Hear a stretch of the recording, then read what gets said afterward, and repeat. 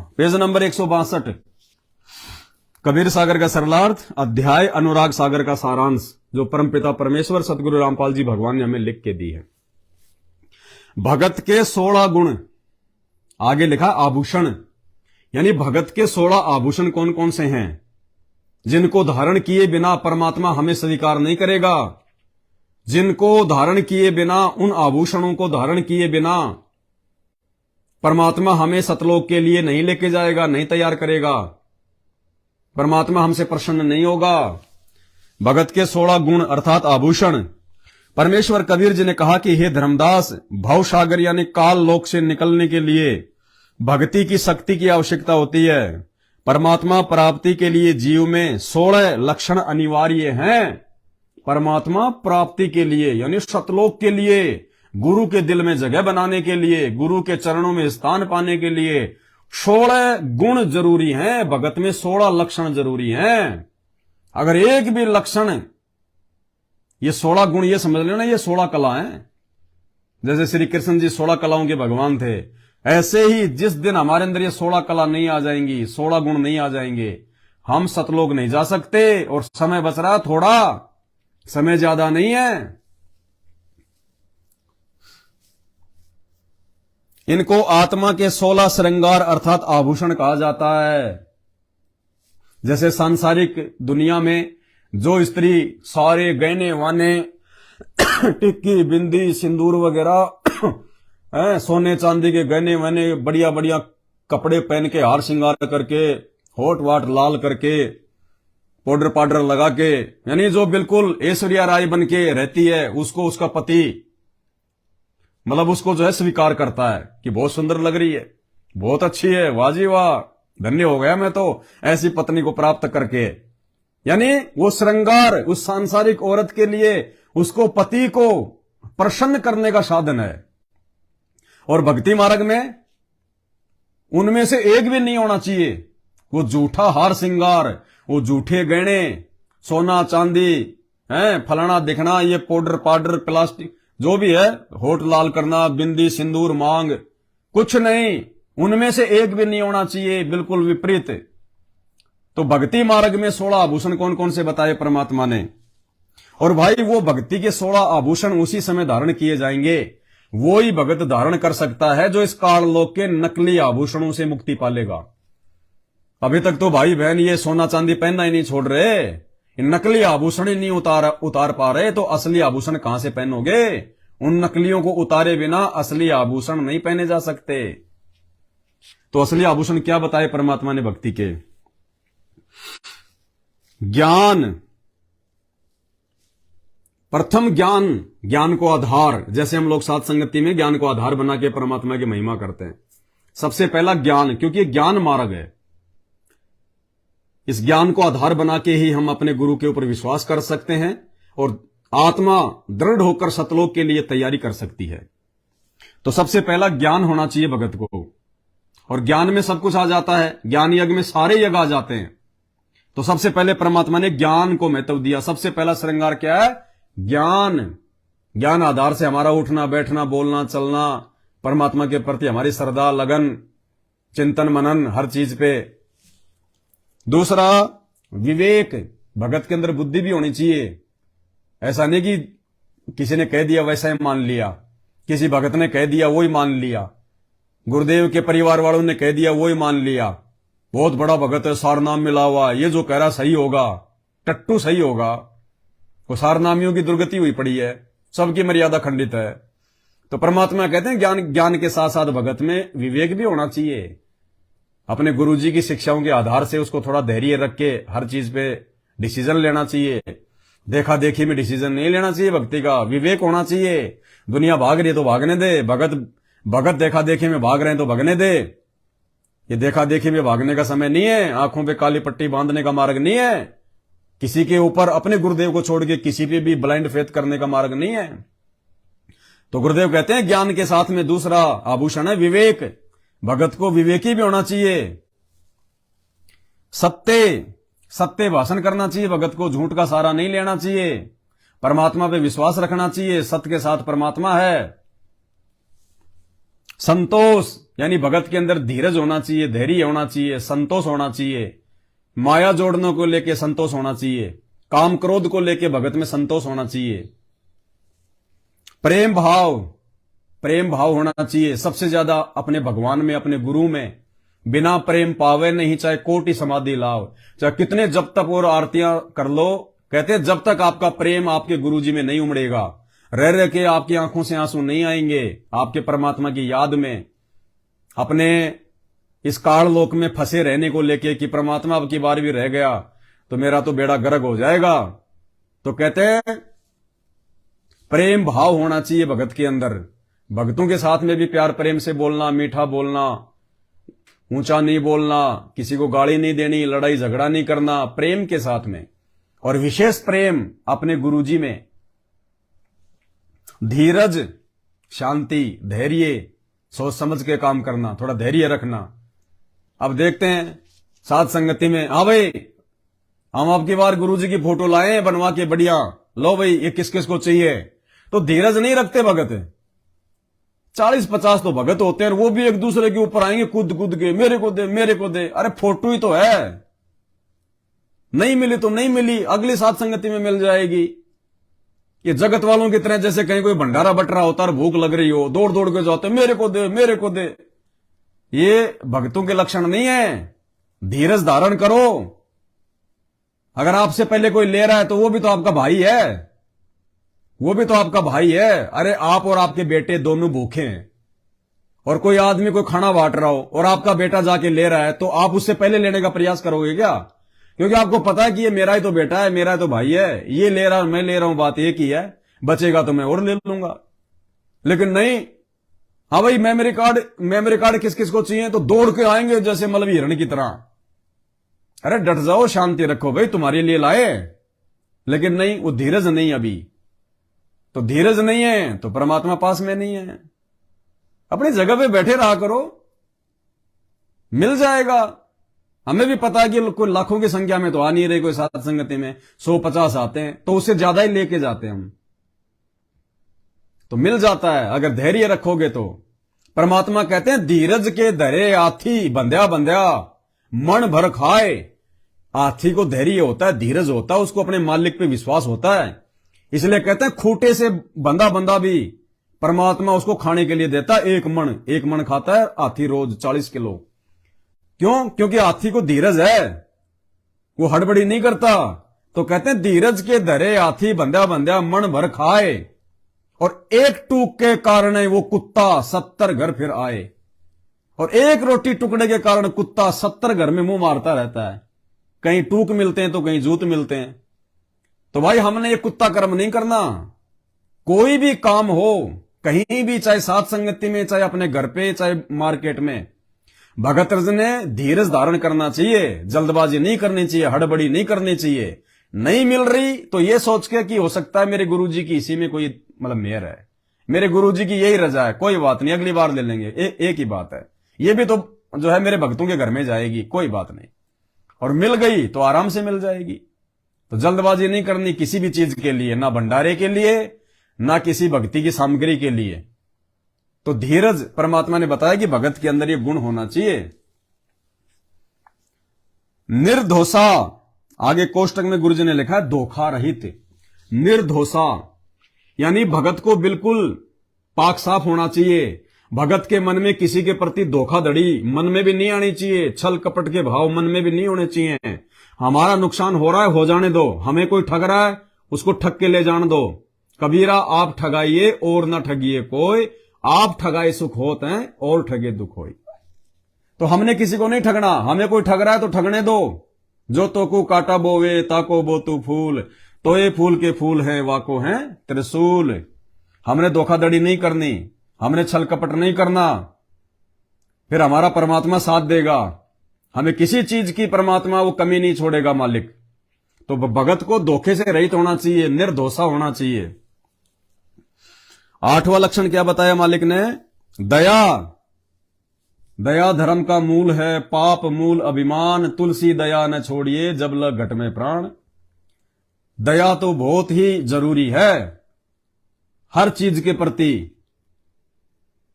इंसान के प्रति भी, जानवरों के प्रति भी। बेवजह हमने किसी जानवर को परेशान नहीं करना। कुत्ते को भी हमने गाली नहीं निकालनी, कुत्ते को भी कि हट भग जा, हट हट, या उसको मारना नहीं। अगर कोई लेट रहा है, कहीं आराम कर रहा है कोई कुत्ता, तो हमने उनको भी जो है उठ पटांग नहीं बोलना। जानवर को भी घर पे आ जाए तो उसको भी प्यार प्रेम से रोटी का टुकड़ा डाल दो, जैसा भी आपके पास में है। लठ नहीं मारना, कोई पत्थर नहीं मारना, दुत्कारना नहीं। वो भी हमारे भाई बहन है। ना जाने हम कितनी बार वो कुत्ते बन चुके हैं। ऐसे ही हम भी एक टूक के लिए गली गली जो है मुंह मारा करते थे। वो भी उसी परमात्मा की आत्मा है, संत रामपाल जी भगवान की। अपने कर्म संस्कार वश आज वो पशु योनि में है। बाकी इंसानों के साथ में तो हमने किसी भी प्रकार से मारपीट गाली गलौज करनी नहीं है। सौपन में नहीं सोचना, नहीं तो भक्ति रहित हो जाएंगे। और आवश्यकता से ज्यादा हमने दया भी नहीं दिखानी। मतलब दया इतनी रखनी है, बेवजह हम किसी को परेशान ना करें, हमारी वजह से किसी को पीड़ा ना हो, बस। आवश्यकता से ज्यादा दया धर्म नहीं दिखाना, नहीं तो राजा जनक की तरह काल ठग लेगा। बाकी जिसके साथ जैसा हो रहा है उसके अपने संस्कार पे छोड़ो कि भैया इसके भाग्य में ऐसा लिखा हुआ है। भक्ति करता नालायक जब इसको परमात्मा मिला था, क्यों छोड़ दिया मालिक कोई भाई इसने उस समय। आज ये जो है ये दुख उठा रहा है, ये परेशानियां उठा रहा है। आपसे जितना बने मर्यादा में रह के किसी की मदद करो, जो है दया दिखाओ। मर्यादा तोड़ के या आपके मोक्ष के मार्ग में बाधा बन जाए, वो दया नहीं दिखानी हमने। चाहे कोई मरे चाहे कोई जिए, हमने सबसे पहले अपनी भक्ति बचानी है, अपनी मर्यादा बचानी है। तो दया भाव, क्षमा, अक्षमा करना। हमने किसी के साथ लड़ाई झगड़ा नहीं करना, मारपीट नहीं करनी। चाहे किसी ने हमारा कितना नुकसान क्यों ना कर दिया हो, हमने उसको माफ कर देना है। अब जैसे हमारे साथ संगत वाले भाई बहनों की सफारी गाड़ी जो हम 22-23 लाख रुपए में लेके आए थे, 1 साल बाद में चोर उसको चुरा के ले गए। और हमें यह भी पता कि कौन चोर चुरा के ले गया और किन चोरों के कहने पे जो है वो चुरा के ले गया। फिर भी हमने उनको क्षमा कर दिया। और क्षमा कर दिया तो परमात्मा दयालु है, मालिक ने फिर दया कर दी। तो हमने क्षमा, किसी ने हमारा नुकसान कर दिया तो कर दिया, अपने मन में उसके प्रति दोष नहीं रखना। हमने उसको अपना शत्रु नहीं समझना, अपना दुश्मन नहीं समझना। मालिक कहते हैं एक शत्रु एक मित्र है, भूल पड़ी रे प्राण, यम की नगरी जाएगा शब्द हमारा मान। गुरुदेव कह रहे तूने यदि सतलोक जाना है तो तूने पीछे इस गंदे लोक में किसी को भी अपना शत्रु नहीं छोड़ के जाना। हाँ, जबरदस्ती यदि हमसे कोई शत्रुता करता है तो वो करे। हमने अपनी तरफ से किसी को भी अपना मित्र और किसी को भी अपना शत्रु नहीं समझना, अन्यथा उस राग द्वेष के कारण हम यहीं रह जाएंगे। काल यहीं रोक लेगा कि बेटा बदला तो पूरा करके जा। तो हमने किसी के साथ में कोई शत्रुता नहीं करनी है। कोई हमारे साथ में कितना ही बुरा करे, कितना ही छल कपट करे, कितनी गालियां निकाले, कितना ही अभद्र बोले, हमने उसको क्षमा कर देना है कि ठीक है भाई, तेरे कर्म तेरे साथ, मुझे तो भगवान ने ज्ञान दे दिया और भक्ति दे दी, मेरा तो तू कुछ बिगाड़ नहीं पाएगा। मैं अपनी तरफ से तुझे कोई दुआ और बद्दुआ नहीं दूंगा, तेरे कर्म तेरे साथ। तो हमने क्षमा कर देना है। क्षमा करने वाले के साथ में गुरुजी रहते हैं, जो है परमात्मा रहता है। शील, शील मानी शांत स्वभाव होना चाहिए भगत का, शीलता होनी चाहिए भगत के अंदर। मृदुभाषी, बेवजह फालतू में किसी के साथ में लड़ाई झगड़ा नहीं। जब हमारे अंदर शीलता आ जाएगी तो अंदर भी हमारे जो है शालीनता आ जाएगी। निष्कर्मा, निष्कर्मा यानी कोई भी कार्य हम करें निष्क्रम भाव से करें, मन में उसकी मतलब वो इच्छा के हिसाब से ना करें। निष्कर्म, जैसे परमात्मा कहते हैं जब लग भक्ति सह कामना तब लग निष्फल सेव, कहे कबीर वो क्यों मिले निष्कामी निज देव। हमने निष्क्रम भाव से सेवा करनी है परमात्मा की। निष्क्रम भाव से हमने ये जो है अपनी ये भक्ति करनी है, आरती करनी है, ये मंत्र करने। हमने मन में कोई डिमांड नहीं रखनी। अगर हमने कोई डिमांड रखी मन में कि मेरे पास में धन हो जाए, मेरे पास में एक प्लाट हो जाए, मेरे लड़का हो जाए, मेरे लड़की हो जाए, मेरा छोरा जो है नौकरी लग जाए, तो फिर वो निष्क्रम भक्ति नहीं है, वो निष्फल हो जाएगी, वो सहकामना हो गया। तुम कामना मन में रख के फिर भक्ति कर रहे हो। तो मालिक कहते हैं जो व्यक्ति सहकाम होकर भक्ति करते हैं, जो मन में कोई कामना रख के भक्ति करते हैं, कहते हैं उनकी भक्ति निष्फल हो जाती है। जब लग भक्ति सहकामना तब लग निष्फल सेव, वो सेव यानी पूजा तुम्हारी निष्फल हो जाएगी। तो हमने निष्कर्म भाव से कि परमात्मा केवल हमने अपना आत्म कल्याण चाहिए, मालिक हमने केवल इस गंदे लोग से 84 लाख योनियों से छुटकारा चाहिए, निष्कर्म भाव से हमने परमात्मा की भक्ति करनी है। त्याग, त्याग तो भाई आप सबको पता ही है, हमने सब कुछ छोड़ के जाना है यहां से एक दिन। तो हमने यहां की किसी भी वस्तु में, काललोक की किसी भी वस्तु में अपना हिस्सा समझ के उससे जो है वो जकड़ के नहीं रहना। हमने ये नहीं सोचना कि ये मेरी है। ठीक है, आपने कमाई है, आपने अपने पैसों से कमाई है जो भी, लेकिन वो पैसा भी जो है इस काल का, वो वस्तु भी जो है इस काल की, ये शरीर भी इस काल का, ये शरीर भी हमने यही छोड़ के जाना। अंत में ये शरीर भी साथ नहीं जाएगा। आज चाहे कोई कितना हट्टा हो, पाव भर राख बनेगी उसकी, और राख भी हवा के साथ में उड़ जाएगी। बची कुछ ही जो घरवाले जो है वो गंगा जी में डाल के आ जाएंगे। तो हमने हर चीज में त्याग भाव रखना है। अगर हम किसी चीज को अपना समझ के चलेंगे, उस चीज से यदि हम विशेष प्रकार का लगाव रखेंगे, तो वो हमारे दुख का कारण बनेगी, हमारी वो पीड़ा का कारण बनेगी। और मालिक कहते हैं, जहां आशा तहां बासा होई, मन कर्म वचन सुमरियो सोई। अंतिम समय में, मरते समय, स्त्री या पुरुष की, बच्चे या बूढ़े की, जिस भगत की या जगत वाले की, मरते समय जिस भी चीज में इच्छा होगी, काल ने वहीं उसको वापस उसको जन्म देना पड़ेगा। अगर किसी की कार कोठी मकान में इच्छा रह गई, तो वहीं पे अगले जन्म में उसको कुत्ता बना के छोड़ देगा, उसी घर के आसपास चक्कर काटेगा, सांप की योनि में जन्म दे देगा, वहीं पे जो है वो बिल बना के रहेगा। और उन्हीं बच्चों ने कभी देख लिया तो मारेंगे खींच के उसके लठ। तो परमात्मा कहते हैं त्याग भाव रख के चलना है, किसी चीज से अपना नाता जोड़ के मत चलो सिवाय अपने सतगुरु से और भक्ति से। या तो सतगुरु से अपना नाता जोड़ो, या फिर भक्ति से, जो मालिक ने जो भक्ति दे दी, 5 यज्ञ, 3 समय की आरती, मंत्र और ये सत्संग, इन चीजों से नाता जोड़ो, इनको अपना मानो। बाकी यहां किसी चीज को हमने अपना नहीं मानना। यदि मानेंगे तो भाई ये शरीर छोड़ते समय हमारी उनमें आस्था बनेगी, आस्था बनेगी तो चाहे कितनी भक्ति कर लो, परमात्मा कहते हैं वापस यही जन्म देना पड़ेगा, पशु योनि में या फिर मानव योनि में। हमने केवल उनको यूज करना है। अब जैसे कहीं कोई पहाड़ होता है बहुत बड़ा, जैसे लोग जो है घूमने के लिए जाते हैं बड़े बड़े पहाड़ों पे, मनाली, कुल्लू, शिमला। अब दूर से देखते हैं, देखो पहाड़ कितना अच्छा, अब देख के बड़ा अच्छा लगा, बड़ा सुंदर लगा, मन को आनंद आया।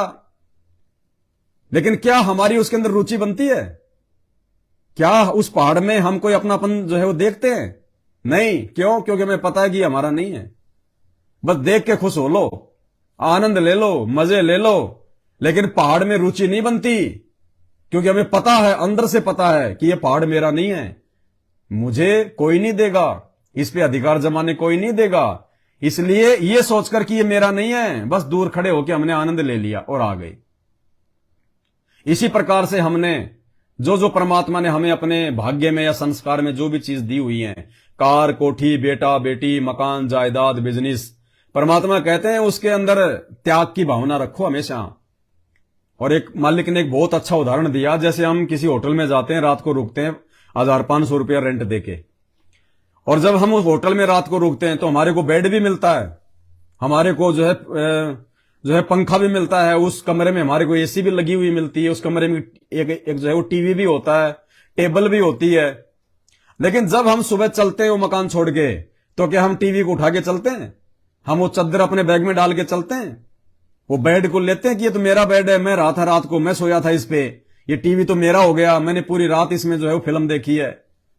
लेकिन हम उनमें से एक भी चीज को, एक चम्मच भी नहीं उठाते उस होटल की। क्यों?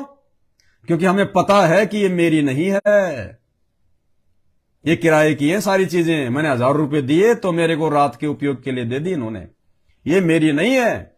इसी प्रकार आज वर्तमान में जो हम समझ रहे हैं कि ये मकान मेरा, ये बेड मेरे, ये गाड़ी मेरी, ये कार मेरी, ये बच्चे मेरे, ये माँ मेरी, ये पत्नी मेरी, ये धन मेरा, ये सोना चांदी मेरा, ये खेत मेरे, ये फार्म हाउस मेरे, कुछ नहीं है बेटा, वो तो किराए का है, किराए का, तेरे भाग्य अनुसार तेरे को मिला हुआ है।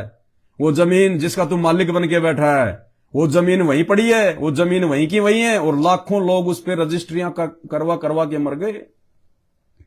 लाखों लोग उस जमीन के टुकड़े पे अपना अधिकार जमा जमा के, तेरे से पहले तेरा दादा था, उससे पहले उसका दादा था, उससे पहले उसका दादा था, कहते हैं लाखों लोग उस 2 बीघा जमीन पे रजिस्ट्रियां करवा करवा के मालिक बन बन के मर गए, राख बन गए। वो जमीन वहीं पड़ी है और वो मालिक कोई तो गधा बन के घूम रहा है, कोई जो है कुत्ता बन के घूम रहा है। तो परमात्मा कहते हैं अब ये चीजें, ये त्याग भाव बनेगा कैसे? ज्ञान से।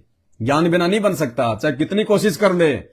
अगर 5 रुपए से आदमी का मोह नहीं छूट सकता, 5 रुपए से अगर ज्ञान नहीं है तो परमात्मा संत रामपाल जी भगवान ने हमें वो अनमोल ज्ञान दे दिया। इस ज्ञान से, अरे कार कोठी बंगले बेटा बेटी तो छोड़ो, हमने तो ये दुनिया छोड़नी है, दुनिया, ये धरती छोड़नी है, ये किस ब्रह्मांड छोड़ने, हमने इतना बड़ा त्याग करना है। तो परमात्मा के ही ज्ञान में वो ताकत है, संत रामपाल जी के ही जो है वो सत्संग में वो पावर है जो हम ये चीजें छोड़ सकते हैं। अन्यथा मरते मरते भी आदमी जो है आंखों में आंसू डाल डाल के रोता है, हे भगवान पूरी जिंदगी कमाया मैं गधे की तरह, बैल की तरह, हे भगवान ये सब छोड़ के जा रहा हूं, और अगले जन्म में कुत्ती का जो है बच्चा बन के पैदा हो जाएगा, कोई उस मकान की छाया में भी नहीं बैठने देगा उनको। तो परमात्मा कहते हैं अगर आपको सतलोक जाना है तो आपने ये त्याग का भाव रखना पड़ेगा हमेशा। इसीलिए परमात्मा कहते हैं साईं इतना दीजिए जिसमें कुटुंब समाओ। हम भगवान से इतना ही मांगे कि आवश्यकता से ज्यादा ना हो। अगर आवश्यकता से ज्यादा होगा तो फिर उसमें उसको छोड़ते समय दिक्कत आएगी, फिर छोड़ते समय दिक्कत आएगी। इसलिए परमात्मा कहते हैं भक्ति मार्ग में ये अनावश्यक वस्तुओं की आवश्यकता नहीं होती। ये जोड़ जोड़ के धन इकट्ठा मत करो, मकान पे मकान मत बनाओ, जमीन पे जमीनें मत खरीदो, प्लाट पे प्लाट मत खरीदो, आवश्यकता से ज्यादा बैंक बैलेंस मत जोड़ो, नहीं तो बाद में जोड़ते ये गंदा लोग छोड़ते समय ये संपत्ति तुम्हें खींचेगी, ये वाइब्रेशन, ये तरंगे तुम्हें खींचेंगी, तुम्हारा ध्यान भटकाएंगी, तुम्हारी सुरती ऊपर जाने से रोकेंगी। इसलिए मालिक कहते हैं अगर मोक्ष चाहिए तो आपने त्याग भाव रखना होगा। और जिसने त्याग भाव रखना सीख लिया वो जोड़ेगा नहीं, और जोड़ेगा ही नहीं तो कहते हैं नंगा नहाएगा क्या, निचोड़ेगा क्या, चलो गुरुजी अपना कौन है यहां पे, चलो ये लो। तो हमने त्याग भाव रखना है, भगत भाव में चलना है, जगत भाव में नहीं चलना, दिखाना नहीं है। हम जैसे हैं वैसे हमारे परमात्मा को पता है, दुनिया को दिखाने की जरूरत नहीं है। दुनिया को हमने असंख्य जन्मों में दिखा दिया, आज तो हमारी स्थिति रोड वाली है। मालिक कहते हैं कोटि जन्म तू राजा की न्या मिटी न मन की आशा, और भिक्षुक होकर दर दर घूम लिया मिला ना निर्गुण रासा। असंख्य जन्म हम राजा रह चुके, ब्रह्मा विष्णु महेश रह चुके, चक्रवर्ती राजा रह चुके, बड़े बड़े सेठ रह चुके हैं। क्या कर लिया दुनिया ने देख के, और क्या हमने कर लिया दुनिया को दिखा के। आज इसी स्थिति में पड़े हम, हैंड टू माउथ हैं। फिर क्या दिखाना इस दुनिया को? हमने दिखाना अपने परमात्मा को कि मालिक देखो अंदर से हम कितने पाक साफ हो गए, उससे बात बनेगी। तो भगत के अंदर त्याग भाव बताया परमात्मा ने। बैराग, अब त्याग हो जाएगा तो बैराग अपने आप हो जाएगा, क्योंकि जब सांसारिक चीजों से त्याग हो गया तो बैराग किस चीज में लगेगा, वैराग्य किस में लगेगा, सुरती किस में लगेगी, भक्ति में और भगवान में। तो एक लक्षण से दूसरा लक्षण जो है वो जुड़ा हुआ है। अगर हमने एक लक्षण को सही प्रकार से पकड़ लिया, जो सबसे पहला बताया परमात्मा ने, ज्ञान, सबसे पहला लक्षण ज्ञान, यदि ज्ञान को आधार बना लिया तो बाकी चीजें तो ऑटोमेटिक धारण होती चली जाएंगी, जोर ही नहीं आएगा। तो बैराग, हमने केवल अपने परमात्मा में बैराग लगा के रखना है कि परमात्मा छोड़ ना देना आपकी बार मालिक, ये धन भी तेरा, ये संपत्ति भी तेरी, ये बाल बच्चे भी तेरे परमात्मा, मेरा तो उद्धार जो है इसी जन्म में कर दे। तो बैराग हमने अपने परमात्मा में लगाना है, ना कि संपत्ति में, ना बेटा बेटी में। शांति निज धर्मा, शांति निज धर्मा, यानी भगत को सहनशील, मतलब वही है, सारे एक दूसरे से संबंधित हैं ये। शांति निज धर्मा यानी हमने अपने अंदर वो संतोष पैदा करना है, आत्मिक शांति पैदा करनी है, किसी के साथ में फालतू में लड़ाई झगड़ा नहीं, कोई उठपटांग कोई बातें नहीं, जगत भाव में नहीं रहना है, निष्कपट होके रहना है। भक्ति कर निज जीव उबारे, भक्ति करके हमने अपने जीव को उबारना है, अपनी आत्मा का आत्म कल्याण करवाना हमने। मित्र सम सबको चित धारे, मित्र सम सबको चित धारे, सबको यहां पे अपना मित्र समझना है, किसी को अपना शत्रु नहीं समझना, किसी को अपना दुश्मन नहीं समझना। ये काल ने हमारे को एक दूसरे का जो है दुश्मन बना रखा है, शत्रु बना रखा है, ये हमसे लड़ाई झगड़े करवाता है, वैर भाव करवाता है, ये मन रूप में हमारे अंदर बैठा हुआ है, उल्टी परिणा ये करता है। तो परमात्मा कहते हैं भक्ति कर निज जीव उबारे, मित्र सम सबको चित धारे। सबको अपने भाई बहन समझना है कि सब एक ही परमात्मा के बच्चे हैं। आपस में इस काल ने हमारे को हिंदू मुसलमान सिख ईसाई बना दिया, हमारे को जातियों में बांट दिया, इसने अमीरी और गरीबी में बांट दिया हमारे को परमात्मा ने, वो इसने इस काल भगवान ने, यहाँ के राजा ने, शैतान ने। तो परमात्मा कहते हैं हमने इस ज्ञान को आधार बना के सबको अपना भाई बहन समझना है, ना किसी को ऊंचा समझना, ना किसी को नीचा समझना। जो भक्ति करता है वो ऊंचा है, जो भक्ति नहीं करता और कुकर्म करता है वो नीच है।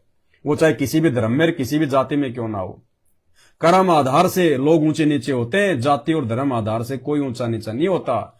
सबका एक ही धर्म है, सबकी एक ही जाति है। जीव हमारी जाति है, क्योंकि सब जीव है हम, दो कोटि के। और मानव धर्म हमारा हिंदू मुस्लिम सिख ईसाई धर्म नहीं कोई न्यारा। चाहे कोई ब्राह्मण हो, चाहे ठाकर हो, चाहे जाट हो, चाहे यादव हो, चाहे बनिया हो, चाहे धाणक हो, चाहे चमार हो, परमात्मा कहते हैं बेटा सबके सब तुम मां की जेर से लिपट के आए थे, योनि द्वार से तुम गंदगी में लिपट के आए हो। बाहर ना धो के कोई तो बनिया बन गया, कोई ब्राह्मण बन गया, कोई ठाकर बन गया, कोई चमार बन गया। बाकी तुम सबके सब तुम शुद्ध हो, सबके सब तुम शुद्ध हो। मां के योनि द्वार से, मां के गर्भ से तुम जेर में लिपट के आए थे। सब तुम लोग जो है वो गंदगी में लिपट के आए थे। बाहर ना धो के अपने आप में तुम कोई ब्राह्मण बन गया, कोई चमार बन गया। ये सब झूठा खेल है यहां का। तो मालिक कहते हैं हमने इस चक्कर में नहीं पड़ना कि कौन ऊंचा है कौन नीचा है। जो भक्ति करके यहां से अपना आत्म कल्याण करवा गया वो सर्वश्रेष्ठ है, वो ब्राह्मण है। ब्राह्मण सोई जो ब्रह्म पहचाने। असली ब्राह्मण वो ही है जो भगवान को पहचानेगा। और वर्तमान में इस धरती पे वो ब्रह्म, वो परमात्मा संत रामपाल जी है। और जिसने संत रामपाल जी को उनका ज्ञान समझ लिया और भक्ति कर रहा है, कहते हैं वो है असली ब्राह्मण है, असली पंडित वो है। जाति से कोई ब्राह्मण नहीं होता। ये जाति धर्म भगवान ने नहीं बनाए। भगवान ने तो सबको एक ही मार्ग से भेजा है। सब लोग नंगे आए थे, नंगे जाएंगे। भगवान किसी ब्राह्मण को अलग से नहीं ले जाएगा, चमार को अलग से नहीं जाएगा, जो है लेके जाएगा। और ये संत रामपाल जी भगवान, ये रियल परमात्मा, ये कहते हैं जो भक्ति करेगा उसको विमान में बैठा के लेके जाएगा। आया है सो जाएगा, राजा रंक फकीर। जिसका जन्म हुआ है वो मरेगा, चाहे राजा हो, चाहे रंक हो, चाहे फकीर हो। तो कहते हैं आया है सो जाएगा, राजा रंक फकीर। एक सिंहासन चढ़ चले और एक बंध्या जात जंजीर। जो भक्ति करेगा संत रामपाल जी की, कहते हैं वो तो सिंहासन पे बैठ के, विमान में बैठ के जाएगा। और एक बंध्या जात जंजीर, और एक जो भक्ति नहीं करता, विरोध करता है, कहते हैं यम के दूत उसको जंजीरों से बांध के लठ मार मार के लेके जाएंगे यहां से नंगा करके।